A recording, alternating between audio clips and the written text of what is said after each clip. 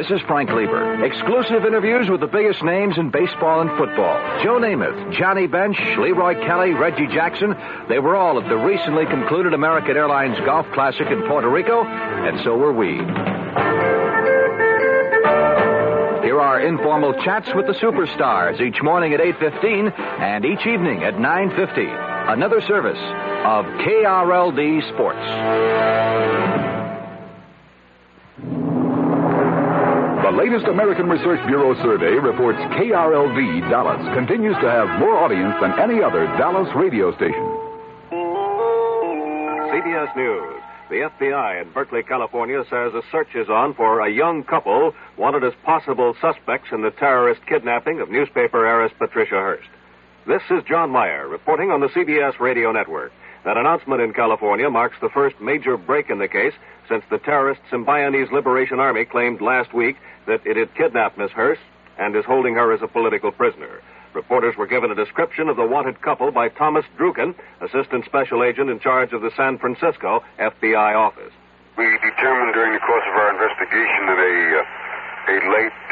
a dark, late model Volkswagen was in the immediate area of the kidnapping, occupied by a white male and white female. Now, we're merely attempting to locate these individuals as potential witnesses. Druken noted that the FBI already has released drawings of 3 suspects, 2 young black men and a white woman, who invaded Miss Hearst's apartment, attacked her fiancé, and then, firing shots at witnesses, dragged her screaming to a waiting car and drove off. More news in a moment. Oh, hello, Mr. Carlson. And how are you today? Oh, fine, just fine. How about yourself, Gladys? Oh, I'm pretty good, thank you. Yeah. Now, let's see what we've got here. Toothpaste, razor blades, prunes.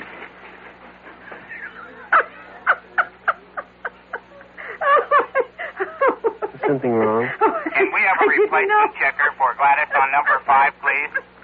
There are still a lot of people who laugh at prunes. But now, quite a few are finding out how good they really are. Because pound for pound, prunes have 8 times the vitamin A of the leading fresh fruit. And more iron, niacin, and vitamin B2 than the 5 leading fresh fruits. They're also a great natural source of quick energy. Oh, I'm sorry to keep you waiting, sir. I'm taking Gladys's place. That's okay. Let me see. Bread, milk, prunes. Oh, boy. California prunes. The funny fruit that does so much for you. Radio Baghdad says warfare has broken out between Iraq and Iran with troops, heavy artillery, and tanks engaged in fighting along the border. Heavy casualties are reported on both sides. Iran lists at least 70 casualties. The Iraqis at least 23 killed or wounded. It's the first such fighting since the 2 countries reinstated diplomatic relations last October after a 5-year break. Radio Baghdad also claims today's clashes were actually the 3rd in 3 weeks, that there was also fighting on January 24th and again last Monday.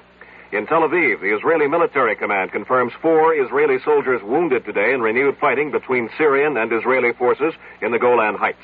That artillery duel ended a 4-day lull along the ceasefire line. Radio Damascus says the fighting lasted more than an hour, but has made no mention of Syrian casualties. Meanwhile, in Jerusalem, the Israeli government says Russia will try to persuade Syria to turn over lists of Israeli prisoners of war being held in Damascus. Those lists, plus Syrian permission to let the International Red Cross visit the POWs, are the top Israeli conditions for beginning disengagement talks with Syria. In Amman, a Jordanian army spokesman confirmed today that the Nixon administration has supplied that Arab country with the most sophisticated portable anti-tank missile in the U.S. arsenal. The spokesman identifies the missile as the TOW. Here in Washington, the Pentagon declines comment. In Saigon, the South Vietnamese military command says communist forces have suffered their heaviest battle losses in a single action this year. A spokesman says 81 communist troops were killed in a 2-day battle with government forces in the Central Highlands province of Pleiku. Government losses are placed at 17 killed, 15 wounded. In Cambodia today, communist troops attacked 3 government positions only 8 miles south of the capital, Phnom Penh, and a government spokesman says an army relief column, led by 24 armored personnel carriers, had to retreat when it came under heavy communist fire. Now, this message. A time will come when you need help and understanding, a warm smile, a friendly voice from people who care. It's the plastic world, and that's what truth, tough and dancing. But when you find friendly folks, it's easier to bear. Is there anyone who doesn't respond to a kind word or a friendly face? The answer's obvious. At CIT Financial Services, courtesy and understanding are watchwords. Sure, we make money happen, but we do it quietly, quickly, without embarrassment. So whenever you need a loan, and some kind words to go with it, drop into your nearest CIT office. We'd really like to make money happen for you. CIT makes money happen. We really do. The Nixon administration's energy czar, William Simon, has announced that the major oil companies can now begin refining more gasoline if they have produced enough home heating oil to last out the winter. Simon's long-awaited announcement on shifting refinery output comes as motorists in 4 states, plus the District of Columbia, prepare to switch to the so-called Oregon plan for gasoline rationing. The leaders of 13 major oil-consuming countries have been arriving here in Washington on the eve of tomorrow's opening session of a 2-day conference on energy at the foreign ministers level. U.S. Secretary of State Henry Kissinger expected to try to persuade his 12 colleagues that they must act in concert with the United States to weather the world oil crisis. This is John Meyer, CBS News. Hello? Hello, Mrs. William Hawk of Anchorage, Alaska. Yes? Hi, Mrs. Hawk. My name is Ted Brown from New York City. And I'm calling ladies in Anchorage, asking if you'd like to have some fun and sing the Campbell Soup jingle. If you do, I'll send you a case of Campbell's chicken with rice soup. Is this really from New York? That's right. Do you know it? Yes, I do. Well, go ahead. Good. Good. Campbell's noodle soup is good. Well, now, you changed the lyric a little bit, but you're going to get the soup anyway. Thank you. You're up there in Anchorage, Alaska, so you know what the cold winters are all about, huh? Right, I sure do. And when that weather leaves you cold, you get good hot Campbell's soup, and that leaves you warm. Yes, sir. It's exciting for me to talk to you, too, by the way. I've never called Anchorage, Alaska. Well, call again. This is really unusual. Thank you very much. Mrs. Hawk, thank you. Bye-bye. The preceding recorded message was selected from random phone calls. The CBS Radio Mystery Theater presents...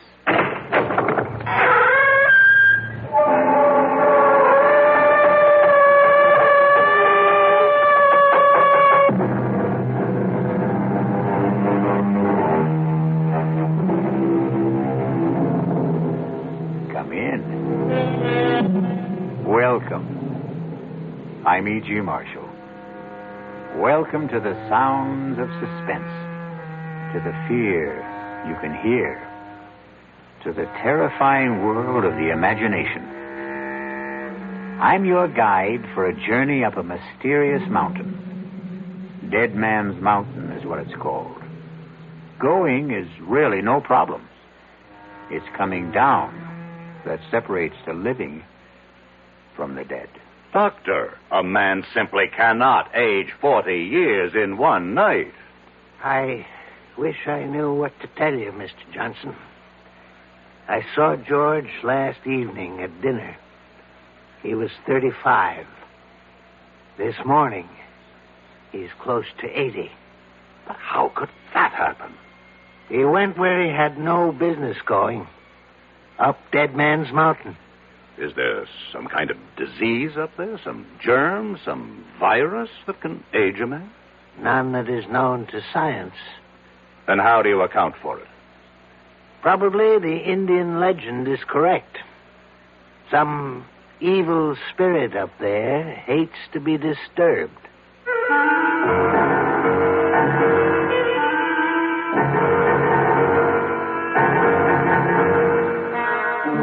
Our mystery drama, Deadman's Mountain, was written especially for the Mystery Theater by Sam Dan and stars Alan Hewitt.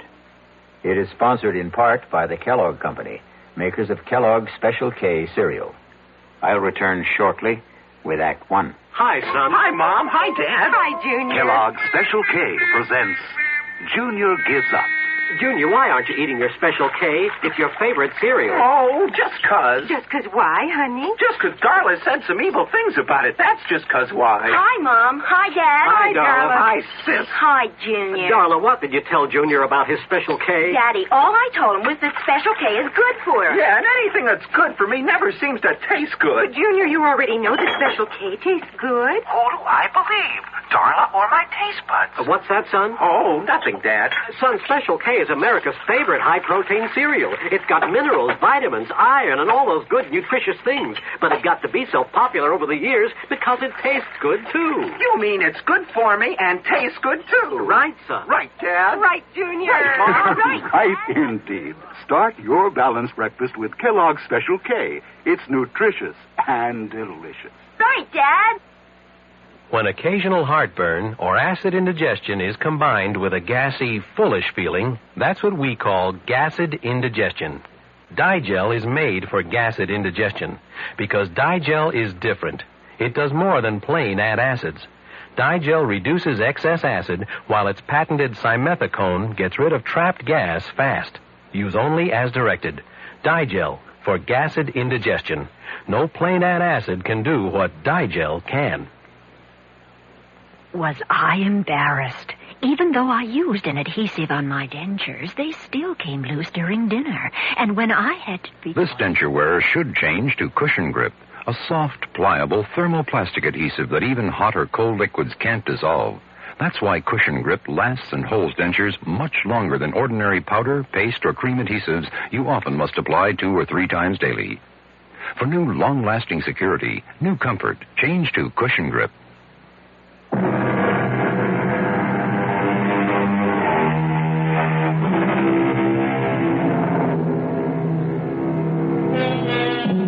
R.J. Johnson sits at his desk. Yes, the R.J. Johnson. The mysterious, the remote R.J. Johnson. I'd better explain that. His ways are mysterious, except when his plans include you. He is remote, except when he wants something from you. Then his presence can become an overwhelming reality. Some say R.J. is the richest man in the world. Some say he's the second, the third, the fourth richest. Does it matter? All we need to know is that on this particular morning, R.J. Johnson sits at his desk, as usual, and is formulating plans to buy or sell what? An industry? A government? Somebody's soul? Parker, I want us to maintain our short position on Consolidated Industries. It's bleeding down steadily, and we should help depress it a bit, too. No, I'm not afraid of anything like that. They won't get a government contract. We can see to it. Pick up National Computer and Starlight Oil. I want our full concentration on those 3. I'll call you back later. Yes, Mrs. Dollard. Come in. Mr. Johnson, George Morrissey is here. And about time. I want hourly reports on Consolidated, National, and Starlight. See to it that Parker can always reach me. Now, have Morrissey come in. But, sir, about Morrissey. Is there a problem? Well, I... You were saying? Perhaps I should have said... Mrs. Dollard, are you all right? Perhaps I should have said... There's a man outside who claims to be George Morrissey. Mrs. Dollard, you know George Morrissey. I thought I did. If there's any doubt, check security. I did. Then that settles it.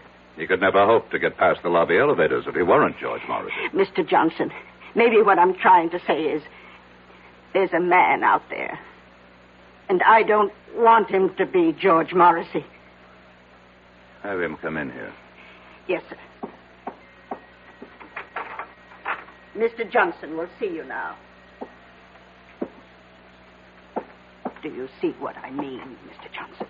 Mrs. Dollard, is this your idea of a practical joke? Who is this? Please, R.J., don't yell at her. I can't stand noise. George? Yes, George. You can't be George. Look at me, R.J. Look at me. I can't believe it. You don't want to believe it. What? done to you? Please let me sit down. He walked out of this office 3 weeks ago. Yes, 3 weeks ago. He was a man of 35. And now... Now I know. I look in the mirror. I could be 75. His hair is all white. He's wrinkled, stooped. And that's not the worst of it. I feel 75. I couldn't even walk without this cane. George, the first thing you have to do is tell me exactly what happened. I was at Manitou Mountain getting the development deal set, and R.J., listen, we'll have to forget it. Give it up. What are you saying? I'm saying forget it. Look at what happened to me. They said, all the locals, they said, the mountain was haunted. Terrible things would happen to anyone who went up there. Talk sense. Can't you believe your eyes, R.J.? Look at what happened to me. George, start at the beginning. I couldn't get anyone to drive up the mountain road. So I hired a car. I drove it myself. I drove it up the mountain and... Yes, and? And that's all I remember, R.J. I must have passed out up there. But something did happen. It's like a nightmare. I can't bring it into focus. Just flashes of it. Terrible things. Be specific. What kind of terrible things? Shapes, forms, voices, saying I was going to die, that my life was falling away, that it was disappearing. What kind of shapes? What sort of forms? I don't know. What size were they? What color? I don't know. You say voices. What kind? High, low? R.J., I were they don't men's know. voices? Women's? I can't remember. I can't now pull remember. yourself together. Pull myself together. Look at me. I'm an old man.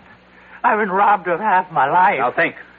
How long did you stay on the mountain? I don't know. Somehow I managed to get the car turned around. I drove back to town. I found a doctor. What's his name? I don't know. What did he say? I can't remember. R.J., I came here to warn you. The mountain, it's haunted. It's cursed. Give up the project. Mrs. Dollard, call Dr. Waterson. No. Doctor can't help me anymore. But I can help you, R.J. Give it up. Give up the project.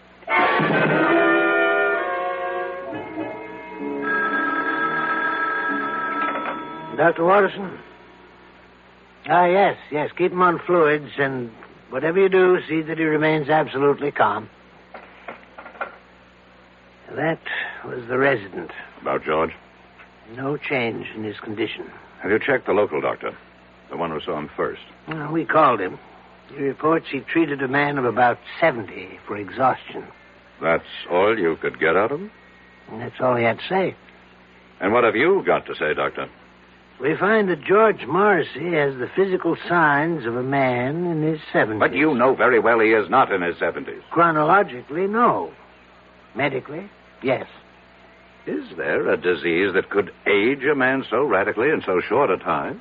I would say a man could be ravaged by some psychic or physical attack, but here we have no signs of trauma.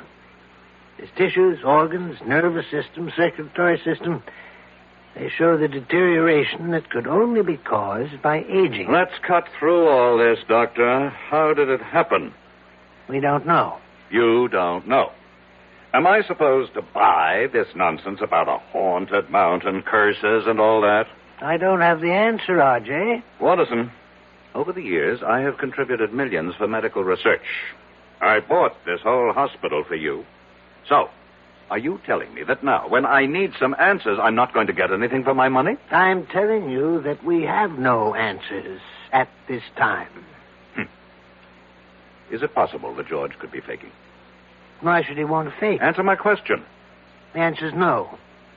I want to see him. He's very weak. Is it important? I don't make unimportant requests. Well, just for a minute or two at most. And please, don't excite him.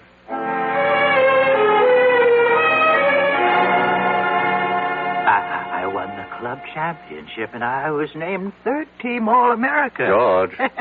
Girls, you should see how the girls would fall all over me. George, pay attention. Huh? Oh, it's you, R.J. Listen. No, George. Don't try to sit up, but I've got to talk to R.J. Listen, R.J., are you listening? I'm listening. Here's what happens to you up there on the mountain. I remember, you see. Now, I remember. R.J., don't excite him, I please. accept full responsibility. Up there on that mountain, I was told you will lose that which you value most. Told? You say told? How? By whom? I don't know. How can we get anywhere if you keep saying you don't know? Think. R.J., I order you from this room. He's going to die soon anyhow. We have to get that information. R.J., I will call security and have the guards throw you out of here. No, Doctor. No, leave us alone. This is between R.J. and me. What were you told, George? I wasn't really told. It was more like a kind of feeling, an idea that seemed to seep into me. And I realized the most important thing, what mattered most to me, was my body. Talk sense. I'm talking sense, R.J. And I began to lose my body. What do you mean, lose your body? The way you really lose it. To old age. Only, oh, God. Only I was losing it then and there. And all at once. Is that what you think happened, Morrissey? But look, I got away from there, you see. I got away just before I would have died. But why? I should have stayed. Look at me. What good am I now? Be calm and practical, George. We have the greatest doctors in the world here. We'll beat this thing. You can still beat it, R.J. You can still beat it. Just don't go near that mountain. Just give up the project.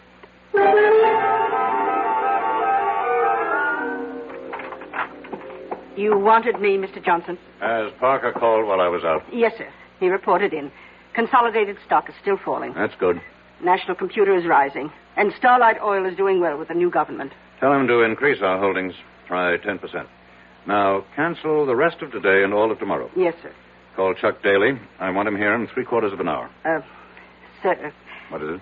Well, Chuck's about to leave for Florida. His daughter's getting married this afternoon. Tell him he is to fly me up to the Manitou Mountain area. But, Mr. Johnson... Now, what is it, Mrs. Dollard? You can't go up to Manitou Mountain. Why not? You saw what happened. What did happen? You saw George Morrissey. About George Morrissey. Either he caught a disease... But medical science doesn't know of such a disease. Medical science is constantly being surprised. Obviously, someone does not want me to develop the Manitou Mountain Resort Complex. And perhaps they managed to buy George Morrissey. But I would bet my life on George Morrissey. You must never bet your life on anybody, Mrs. Dollard. The nearest town to Manitou Mountain is Lafayette Center. Reserve a room for me there at the motel. But he is George Morrissey. Fingerprints, dental records. Reserve it under the name R.J. Smith. Mr. Johnson, are you going up there alone? You know perfectly well, Mrs. Dollard, that the way to get something done is to do it yourself. But isn't it dangerous for you to go? Mrs. Dollard, I have complete freedom of action because, as you know very well, practically nobody on the outside has the faintest idea of what I look like.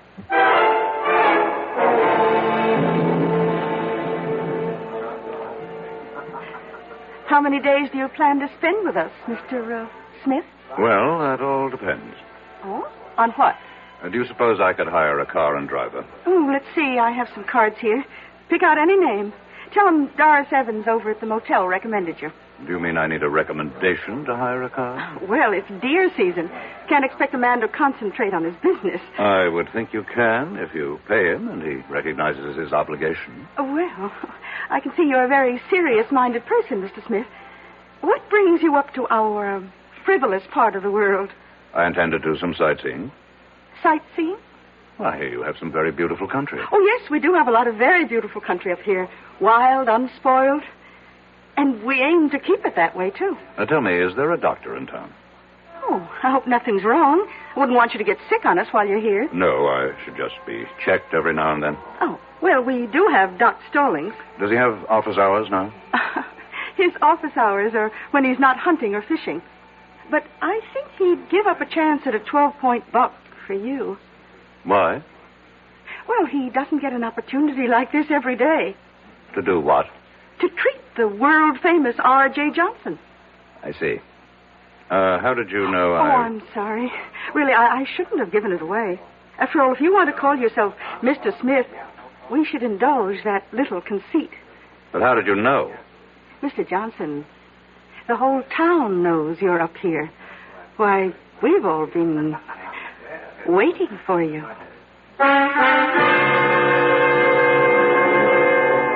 We've all been waiting. Waiting for what reason? Had they also been waiting for George Morrissey? And George was only R.J. Johnson's hired man. We'll be back shortly with Act 2. For children growing up in homes without books, there's a special emptiness. A deep-down hunger for the world beyond the street corner or playground. A world where they could grow up to become whatever they want to be. But millions of these children will never find out about that world because they'll never know what they can learn in books unless you help. RIF, Reading is Fundamental, is helping to get millions of books into the hands of these boys and girls. Books they can choose themselves for keeps. And once a child gets into books, there's no stopping him. More than 150 local RIF programs are proving it in communities like yours. Won't you help RIF? Help the children in your community. Write to RIF Incorporated. That's RIF, care of Smithsonian Institution, Washington, D.C., 20560. Give your hand to a friend. Give your heart to your love. But if you're cold, contact, the sooner the better. Hey, I'm back. How's that cold? Rotten. Get the contact? I got everything. Contact, cold tablets, and this liquid. Oh, no. Honey, it's all cold medicine. Well, sure, but it only takes one contact for up to 12 hours continuous relief from sneezing, drips, congestion. For that, I'd need 6 of your cold tablets. 2 every 4 hours. Or 3 ounces of nighttime liquid. 1 every 4 hours. Or just one contact. The tiny time pills do it. Well, it's all cold medicine. Those others contain antipyretic analgesics. The liquid, antitussive, and alcohol. They're not in contact. 6 or 3 or 1. I choose the one contact. Me too. And I'm the one with the cold. Give your cold contact, the sooner the better. 6 or 3 or 1. When you catch a cold, take contact. Only as directed.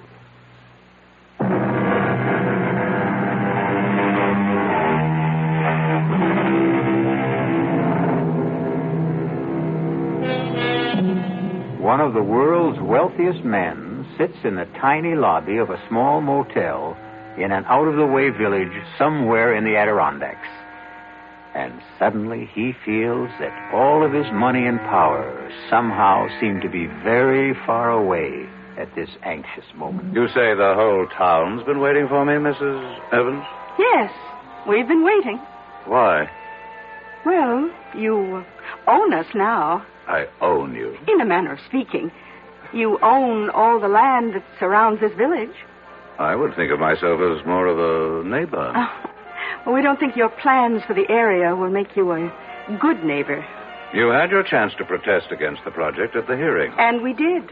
And after the legislature weighed all the pros and cons, they acted in the interests of the entire state, not your narrow provincial prejudices. You really believe that, don't you? I certainly do. Well, we know why certain votes went a certain way. Oh, do you? Suppose you tell me. We know there was bribery and pressure. Really? None of this was found by the special prosecutor's office. Well, I must admit, though, I admire your courage. My courage? To come up here, all alone, without your thugs. Oh, just a minute, Mrs. Evans. Oh, they have clean fingernails, excellent manners, college degrees. But they help you to steal and cover your tracks. In that sense, they're no better than common thugs. You really believe that, don't you? Now, let me set you straight. I have never done anything illegal. Oh, you can't be serious. No court has ever found me guilty of any crime. Congratulations. But here's what I am guilty of. Success.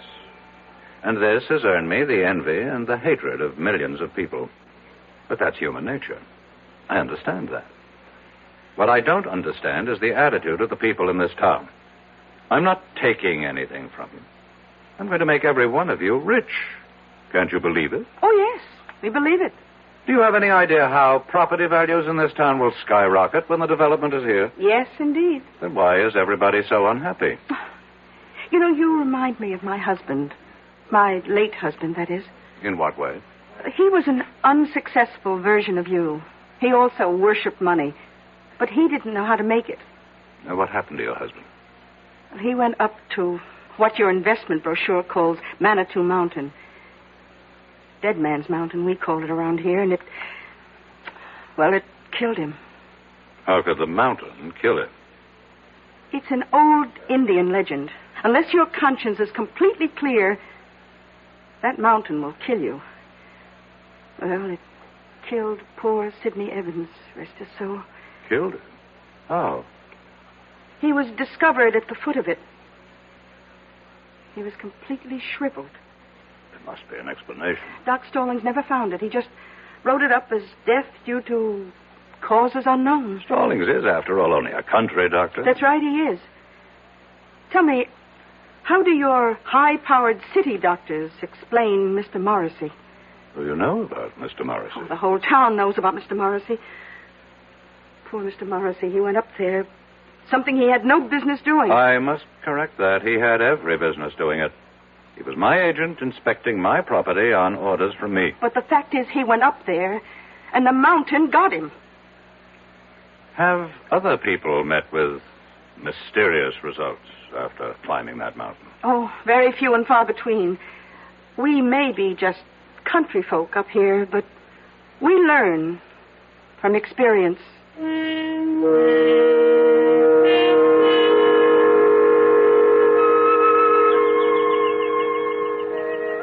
Are you Dr. Stallings? Well, look who's here. They said you'd be out fishing. Well, that's never a bad guess, but it takes two, and the trout won't play. I'd like to talk to you. Sure. I'm willing to pay you for a consultation. Oh, I intend to charge you. Well? Well, what? Well, aren't you going to come up here out of the water? Well, you see, I got my eye out for a certain brown trout. So you just tell me your symptoms, and I'll decide whether I have to examine you. An employee of mine. You treated him recently. George Morrissey. Oh, him. What happened to George Morrissey? Well, I met him at the motel.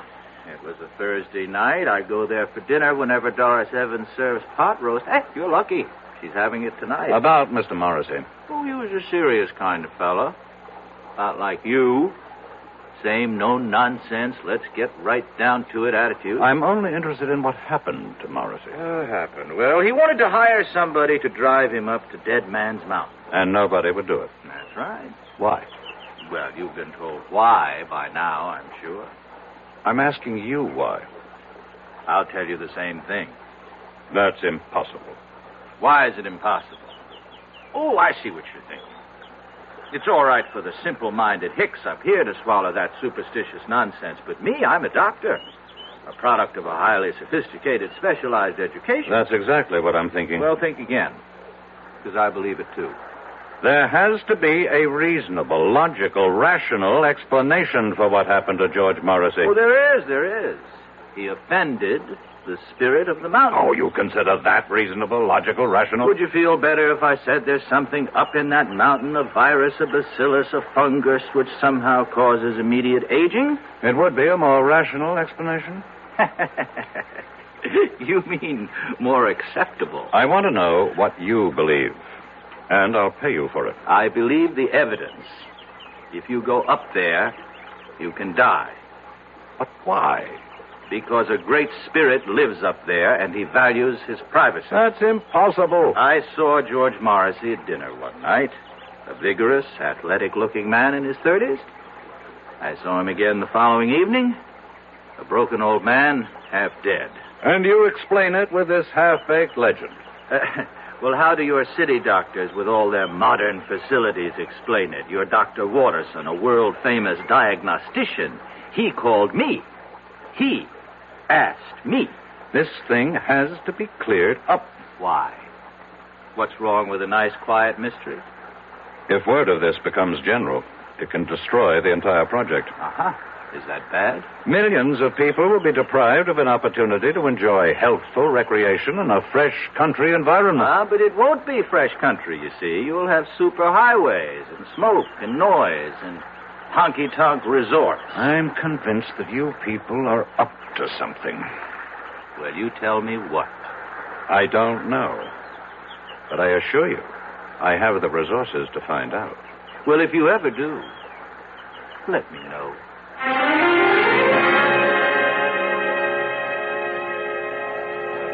Well, did you find Doc Stallings? My secretary should have called me on the hour. Oh, she did. We serve dinner till 9:30, but the best time to eat's around 6. From then on, it's leftovers. I'll have a sandwich sent up to my room. Oh, you're joking. I don't tell jokes. You mean all you want for dinner is a sandwich? Mrs. Evans, food is merely fuel. The body is just a machine, and so my tastes are very simple. Whom do rich men think they impress when they say they have simple tastes? Do you have a wife? I never married. Oh? Well, so far we've eliminated wine and women. I can see by looking at you that there isn't too much song. Oh, what do you do with all your money? I make it grow. Well, whatever you do, don't go up that mountain. I don't think I need any more advice from anyone around here. I would like to place a call to New York. You go up that mountain, and when you come down, you'll be penniless. You have my secretary's number there. Please put it through. Just remember, I told you.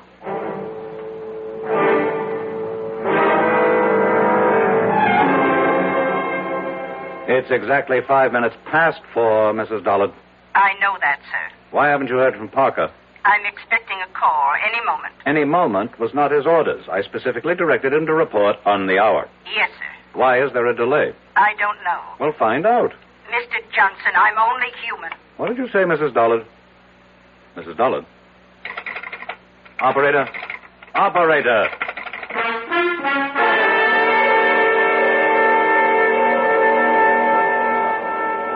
Now, see here, Mrs. Evans. Oh, Mr. Johnson, I was just trying to reach your room. I've been cut off in the middle of a crucial telephone call. Carlotta, the phone company operator, she just told me that we can't get through to New York for a bit. What are you saying? Well, you've seen those signs along the roads. Look out for falling rocks. Well, we just had a pretty good slide on Route 640. But I must talk to New York. A lot of wires are down, but Ed Bailey and his boys will have it fixed before long. Oh, hi, Doc. Hello, Doris. And why does the celebrated R.J. Johnson look so agitated? Well, he can't make a phone call. Oh, my. You know, Mr. Johnson, as a physician, I have a prescription that could keep you healthy and happy for years. Doctor, I'm in no mood for your folksy philosophy. I have to make a phone call. Don't you want to hear my prescription? How long will it take to repair the lines? So, maybe an hour. An hour? Maybe less. I would prescribe the following. Chuck it all, Mr. Johnson. Give it up. Settle down here and marry Doris. Oh, I'm not sure I'd want to marry him, Doc. I'm not out to marry anybody. Oh, why not? What's going on in this town? Are you people crazy? Where's the police station? The police station? Well, we do have a sheriff. Send for him. What do you want the sheriff for? There has to be some kind of plot. Where can I find the sheriff? Oh, you don't have to find him. He's coming in the door right now. Hi, Elwood. Evening, folks. A gentleman here wants to see you, Elwood. Yes, sir. Sheriff, I need your help. That's what we're here for, sir. My name is R.J. Johnson. Pleased to meet you. Sheriff, these people are trying to... Yes, sir?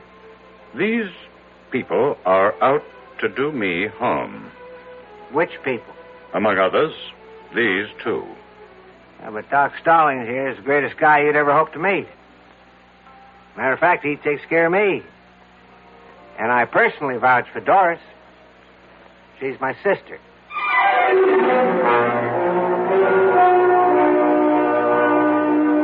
A very nice, tidy little town. And the natives are so friendly and obliging, and so concerned with your well-being. But right now, R.J. Johnson feels overwhelmed by their solicitude, as if he is being literally killed with kindness. We'll return shortly with Act 3. Ever see a beer drinker pour his beer real easy down the side of the glass? Maybe you do it yourself. If so, the Budweiser brewmaster thinks you're missing something, especially if you're a Budweiser drinker. You see, Bud is brewed, so it will kick up a healthy head of foam. Exclusive beechwood aging and natural carbonation make it a lively brew. Well, anyway, pouring Bud plunk down the middle of the glass helps bring out the best in that clean white Budweiser foam and real beer aroma. It also helps you get the full benefit of a taste, smoothness, and drinkability you'll find in no other beer at any price. Remember, brewing beer right does make a difference.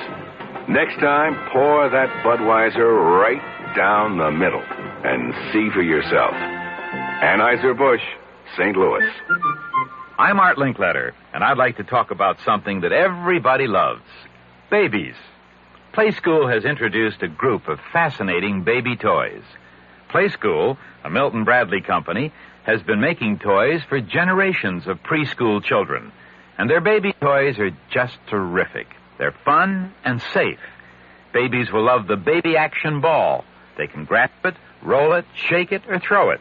The baby mirror of unbreakable stainless steel introduces them to the most important person in the world when they look into the mirror, themselves. The Playschool toddler truck is great for baby to scoot around in, and it even has a miniature telephone for baby's first phone calls. My children are grown up now, but if they were babies, I know what I'd want them to have, the Playschool baby toys. Your children are going to love making discoveries every day with Playschool's new baby toys. And every day is a good day to make a baby happy.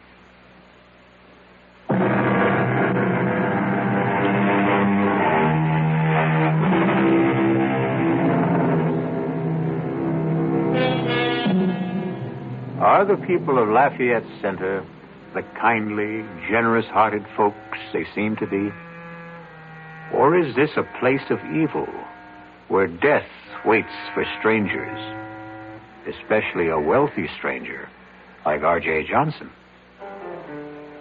How are these good people out to harm you, Mr. Johnson? I don't know, Sheriff, but something is going on.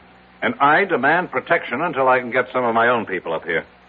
You got to appreciate my position, Mr. Johnson. There's nothing I can do unless you make a charge. Well, we're only trying to help him, Elwood. You see, I look at this man's face, and I hear the tension in his voice, and I see his color, you know. So I say to him, change your way of life. Settle down up here. Is that harming him? Well, it doesn't seem like it. I recommend a more regular routine. And we both keep warning him, stay away from Deadman's Mountain. Mr. Johnson? About... For reasons best known to yourselves, you people are determined to keep strangers at a distance.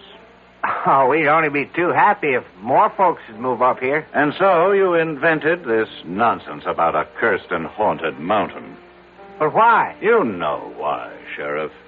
Because to any man of intelligence and courage, it presents a challenge. But before a man goes up there, you prepare him. Well, gentlemen, you can stay and listen to all this. I've got to serve dinner. By all means, Mrs. Evans. We can continue this discussion at the table. Oh?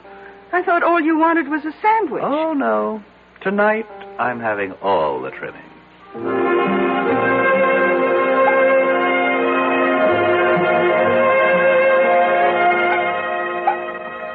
Here you are, Mr. Johnson. Thank you. Pot roast, mashed potatoes, peas and carrots. Now, that's a cure for whatever ails you. Hold on. Dr. Stallings, change plates with me, please. Why? It's the same portion. Except I always give you a little bit less, Doc. Would you mind changing plates, Doctor? No, not if you tell me why. Since I'm going up to the mountain, there could be something in this food. A drug, perhaps. Oh, I like that.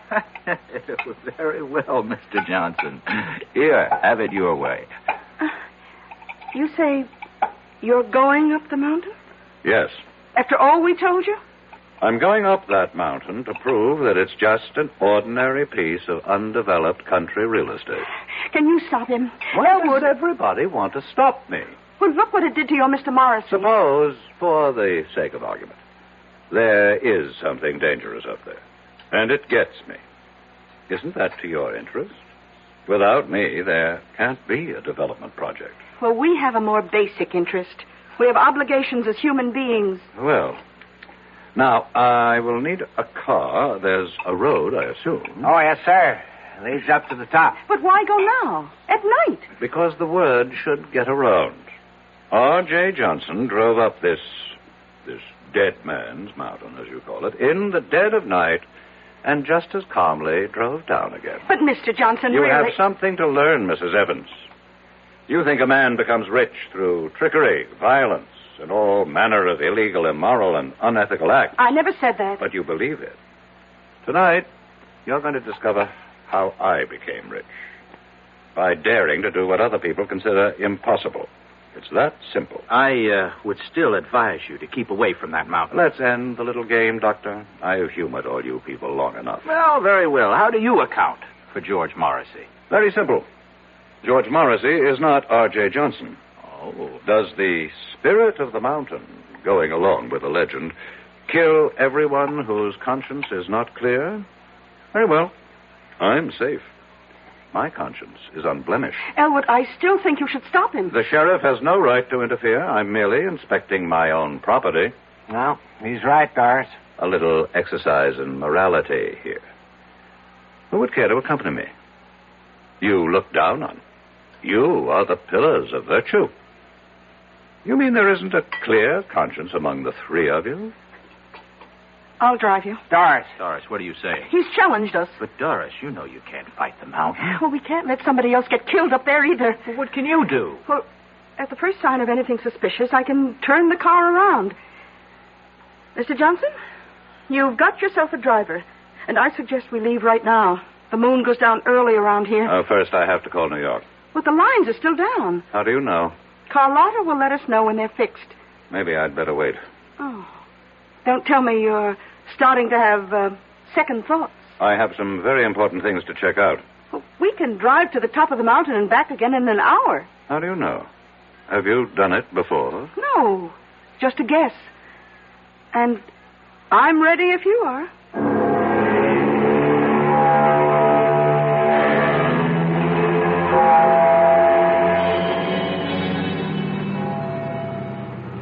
Well?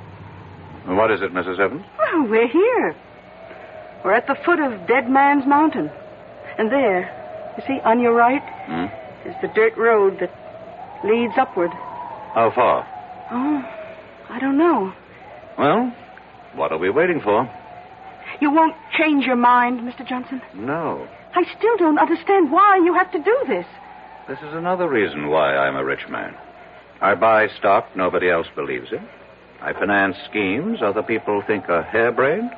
I back men no one else will work with. And I climb mountains everyone else is scared by. I'm climbing this mountain, too. Then you also deserve to be rich. Well, do we go ahead or do we turn back? One must always go ahead, Mrs. Evans. Then, here goes.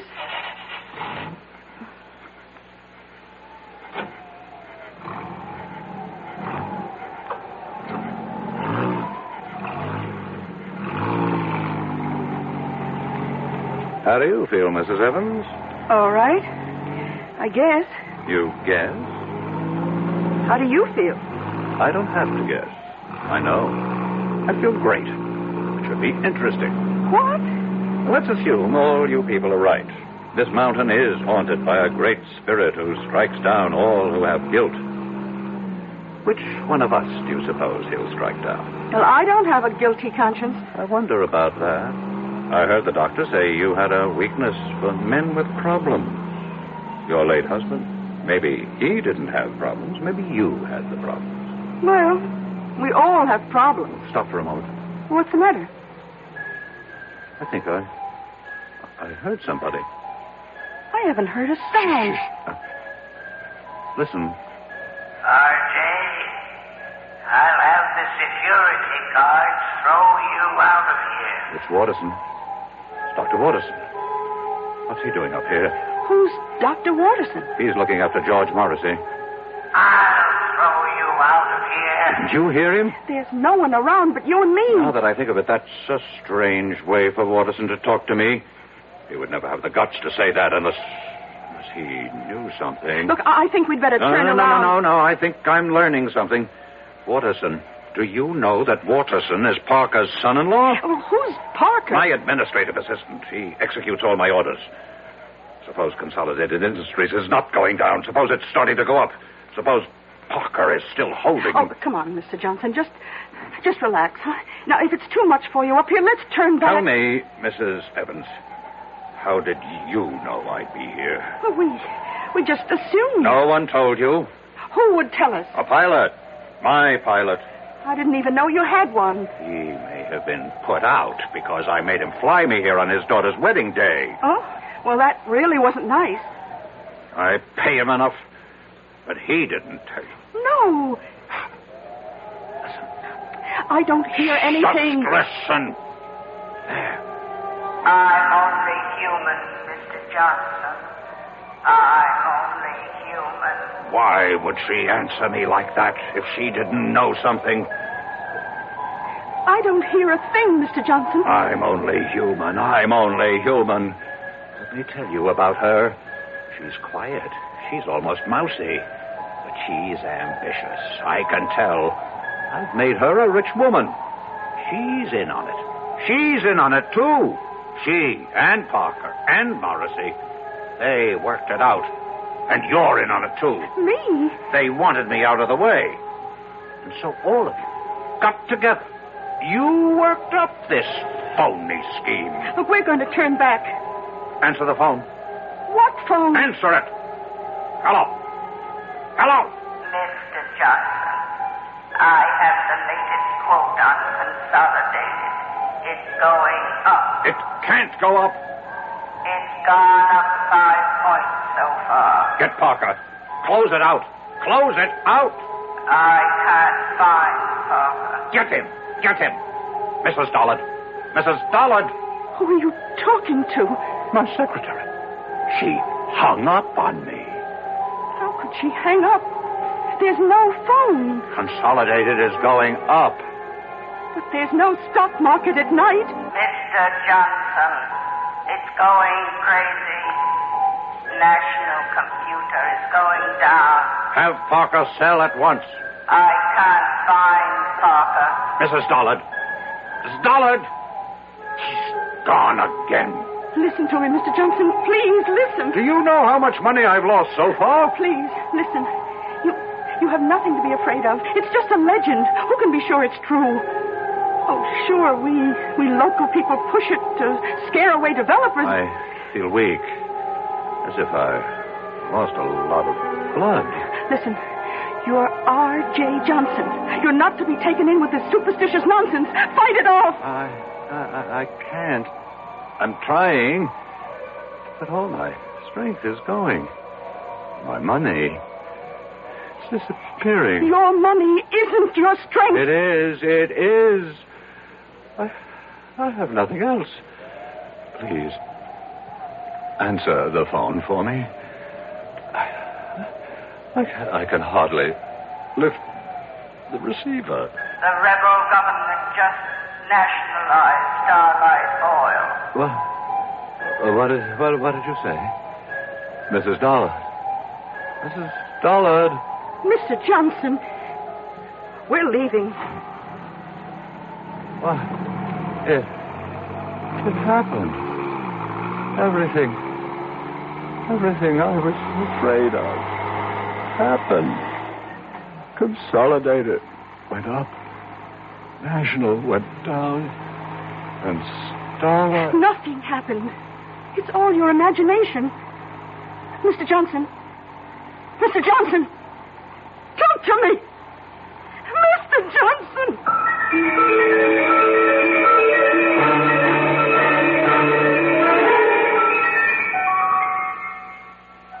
He's dead. How? Why? Doris, I don't know. There isn't a mark or a sign on him. It's as if all the force and vital energy just left his body. Well, maybe it's all for the best. He was in trouble. Trouble? It was on the news. Some of his holdings went haywire for some reason. 3 big companies. He's out millions. He may have died just in time. The mountain. The mountain. What about the mountain? It's true. Every word we say about it. It's true. Oh, come on, sis. How can it be true? The mountain killed him. It took away his money. Doris, are you all right? I don't know. I don't know yet. I wonder. What did it do to me? Well, what did it do to Doris?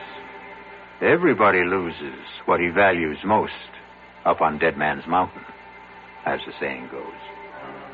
Maybe Doris had fallen in love with R.J., and thus the mountain robbed her, too. I'll be back shortly. Who knows how to help you solve your shopping problems? Your Better Business Bureau knows. For heaven's sake, this store won't give me back my $25 for the ice skates. All they would give me is this credit slip, and they don't even have any more skates in my size. Oh, what am I going to do? Madam, not all stores make cash refunds on returns, you know. Who are you? I'm the man from the Better Business Bureau. You know, only some stores will make refunds because it's their policy to do so, not because they're required to do so.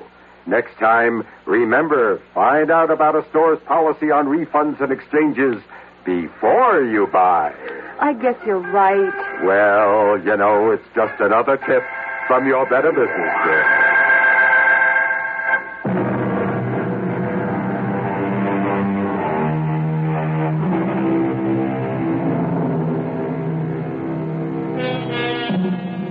Haunted mountains. Did this one cause certain stocks to go up and down one day recently? It certainly seems no more far-fetched than some of the explanations people have for the market. The cast in our exercise in The Extraordinary included Alan Hewitt, Bryna Rayburn, William Redfield, and Robert Dryden. The entire production was under the direction of Hyman Brown. Now, a preview of our next tale. The only way to learn how to swim is to jump in the water, right? I simply can't make you understand, can I? Well, maybe I can make you understand. Forget it. You want to get that dinner ready? I'm hungry. Yes, I'm going now. Look, why don't you change first? Change? Yeah, your clothes. Get more comfortable. Yes, I think I'd like to do that, George. I won't be long.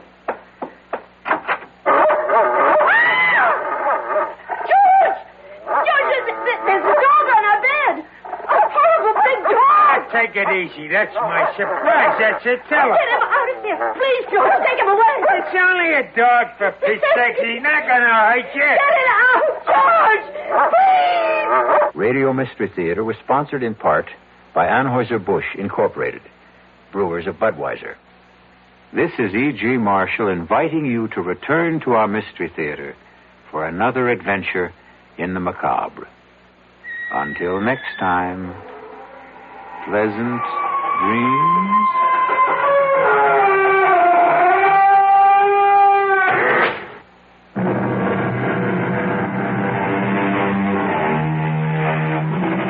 KRLD's Mystery Theater presents 7 thrilling dramas each week.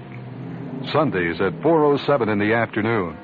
Then nightly at 10:07, except on Tuesday and Saturday nights when the basketball broadcasts necessitate delaying the mysteries until midnight. You've been listening to the OTR Gold Network. Find more classic radio at otrgold.com.